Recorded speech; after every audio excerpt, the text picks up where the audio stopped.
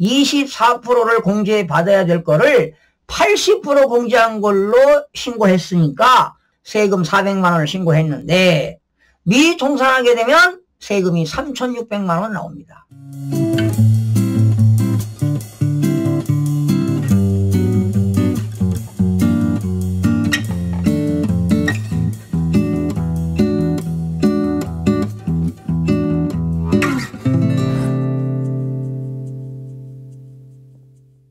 시청자 여러분 안녕하세요. 김동수입니다. 이 시간에도 양도소득세 실수 사례 시간인데요.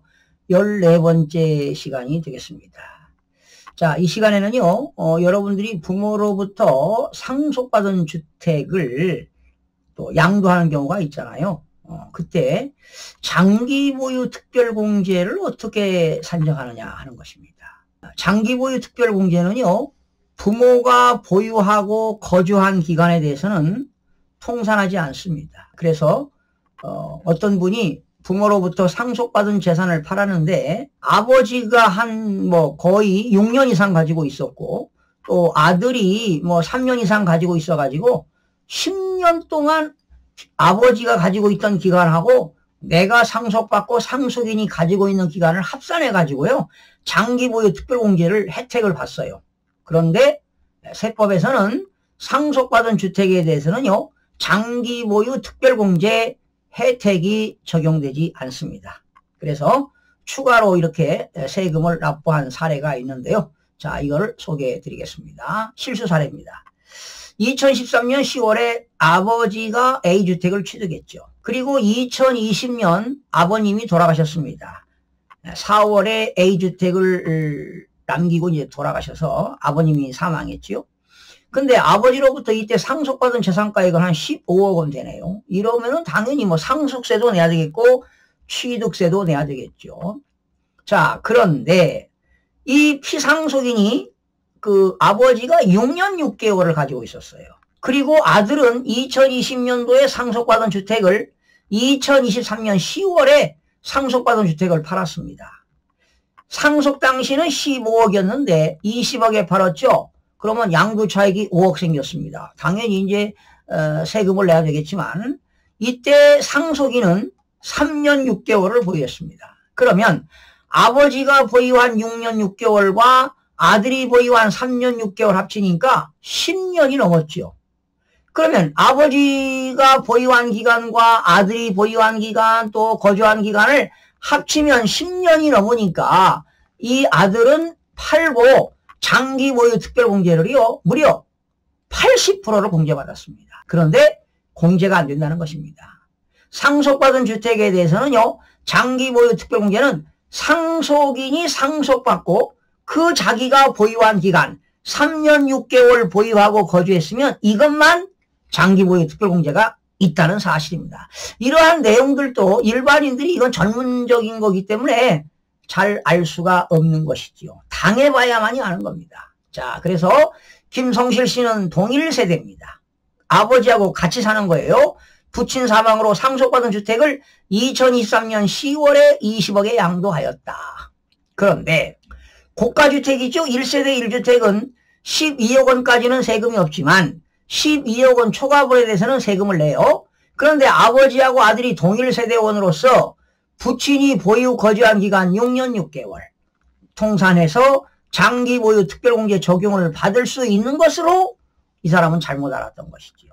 그래서 1세대 1주택이기 때문에 장기보유 특별공제 10년 이상 보유하고 10년 이상 거주했으면 80% 공제 받잖아요. 그래서 이 사람은 보유기간 10년에 1년에 4% 40%, 거주기간 10년이니까 1년에 4%씩 40%, 결과적으로 최고 장기보유 특별공제 80%를 공제받았습니다. 그런데 원래 김성실 씨는 A주택을 보유 거주한 기간이 3년 6개월에 대해서만 장기보유 특별공제를 받습니다. 그러면 3년이니까 12%, 거주했으니까 12%니까 결과적으로 김성실 씨는 24%만 적용이 되는 것을 80%를 공제해가지고 계산했기 때문에 당연히 추가로 세금 내야 되겠죠. 그러면 장기보유 특별공제는 보유기간 3년, 거주기간 3년이니까 각각 12%니까 24%를 공제받아야 될 거를 80% 공제한 걸로 신고했으니까 당연히 얼마를 냈느냐? 통산했어요. 피상속인이 보유한 기간과 상속인이 보유 거주한 기간을 통산하니까 세금 400만 원을 신고했는데 미통산하게 되면 세금이 3,600만 원 나옵니다. 그래서 추가로 세금을 납부한 사실이죠. 자, 보실까요? 1세대 1주택자가 2년 이상 거주한 주택을 양도하는 경우 보유기간 및 거주기간에 대하여 연 4%입니다. 보유기간 4%, 1년의 거주기간 4%, 최대 80%의 장기보유 특별공제를 받을 수 있지요. 그리고 이거는 1세대 1주택자가 무조건 2년 이상 거주해야만이 됩니다. 그러나 상속받은 주택의 장기보유 특별공제율 계산 시 보유기간과 거주기간은 상속인이 상속주택을 취득한 날, 그러니까 아버지가 돌아가신 상속인의 취득 시기는 언제냐? 피상속인의 사망일입니다. 그걸 우리는 법률용어로 상속 개시일로부터 계산하는 것이 원칙입니다. 따라서 김성실 씨는 상속으로 취득한 A주택을 3년 6개월 보유 거주하다가 양도하였으므로 1세대 1주택 장기보유 특별공제는 보유기간 3년 12%, 거주기간 3년 12%니까 총 80%가 아니라 24%, 양도차익에 대하여 24%만 공제가 됩니다. 즉 상속주택 양도 시에는 1세대 1주택 비과세 여부를 판정할 때는 피상속인과 동일 세대원으로서 피상속인이 보유한 보유 거주기간 통산하는 겁니다. 그러니까 1세대 1주택인데요. 12억 원이 초과가 안 되는 겁니다. 이때 12억 원까지는 세금이 없는데 1세대 1주택 비과세 여부를 판정할 때는 피상속인이 보유한 기간과 거주한 기간을 합쳐줍니다. 그러나 장기보유 특별공제는 절대로 합치지 않습니다. 그러나 보세요. 1세대 1주택 장기보유 특별공제율은 계산할 때는 피상속인과 동일한 세대원으로서 동일한 세대원이라 하더라도 보유기간 거주기간을 통산하지 않습니다. 그리고 상속 개시일로부터 계산하는 것이다. 동일 세대원으로서 아버지하고 아들이 동일 세대원입니다. 주택을 취득하더라도 일반적으로 장기보유 특별공제는 본인이 취득한 날로부터 계산한다. 본인이 취득한 날은 바로 뭡니까? 상속 개시일이 되겠죠. 그래서 상속 개시일 취득일로부터 장기간을 보유하는 것이 절세에 도움이 된다. 그러니까 아버지로부터 상속받은 재산을 양도할 때는 장기보유 특별공제는 상속인이 보유하고 거주한 기간에 대해서만 혜택이 있으니까 상속인이 오래 가지고 있다 팔면 세금을 절세할 수 있다, 이런 얘기입니다. 자, 그러면 여러분 이 장기보유 특별공제율을 한번 살펴보겠습니다.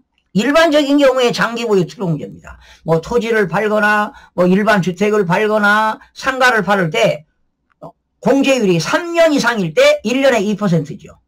그러면 3년 이상 4년 미만은 6%, 4년 이상 5년 미만은 8%, 1년에 2%씩이니까 5년 이상 6년 미만은 10%, 6년 이상 12%, 7년 14, 8년 16 해서 14년일 때 28%, 최고 15년 보유했다, 최고 일반적인 경우에 장기보유 특별공제율은 최고가 30%입니다. 그런데 1세대 1주택 장기보유 특별공제는 2년 이상 거주 요건을 충족해야 됩니다. 이게 2001년, 2021년 1월 1일 이후부터 적용되는데 1세대 1주택자가 장기보유 특별공제를 받으려면 무조건 의무적으로 2년을 거주해야 돼요. 자, 그러면 보실까요? 보유기간 3년일 때 1년에 4%니까요 12%, 4년 보유했다 16%, 10년 이상 보유했다 40%, 거주기간을 3년 이상 보유했다면 3, 4, 12, 12%죠. 그러나 2년만 거주했다면 8%입니다. 8%. 최소 8%. 무조건 2년 거주하면 8% 공제받습니다. 거주기간이 4년이다. 16%. 5년이다. 그러면 5년을 보유하고 5년을 거주했다. 합계가 40%. 10년 이상 보유하고 10년 이상 거주했다. 최고 80%까지 공제가 가능합니다. 자, 보세요. 보유기간이 3년 이상 혹은 거주기간이 2년 이상 3년 미만인 경우는 20%입니다. 보세요. 보유기간 3년이니까 1년에 4%니까 12%에다가 2년 이상 3년 미만 거주했다면 8% 아닙니까? 그래서 20%가 적용이 됩니다. 이해가시죠? 자, 마지막으로 보세요, 여러분. 자, 이렇게 해서 해보겠습니다. 자, 이게 아주 중요합니다, 여러분. 일반인들이 잘 몰라요. 전문가들도 모르는 분들이 많더라고요. 이렇게 후배 기술한테도 이렇게 질문하는 경우도 많은데, 상속받은 주택에 대한 1세대 1주택 비과세. 여러분, 상속받은 주택은 12억까지는 세금이 없잖아요. 그때는 피상속인이 보유한 기간, 거주기간, 상속인이 보유한 기간, 거주기간을 합산합니다. 그러나 장기 보유 특별공제만큼은 안 됩니다. 혜택이 없어요.